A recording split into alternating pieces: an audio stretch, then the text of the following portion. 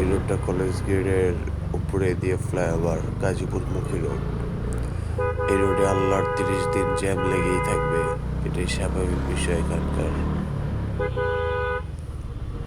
Side দিয়ে একটু পাশ কাটিয়ে আমাদের সবসময় চলতে হয় রোডে।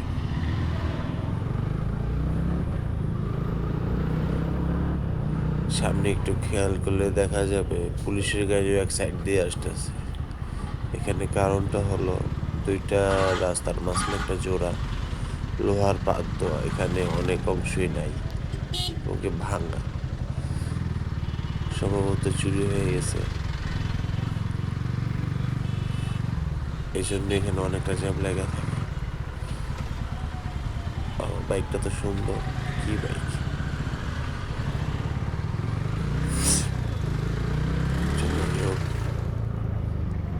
এই জ্যাম আমাদের নিত্যদিনের সঙ্গে,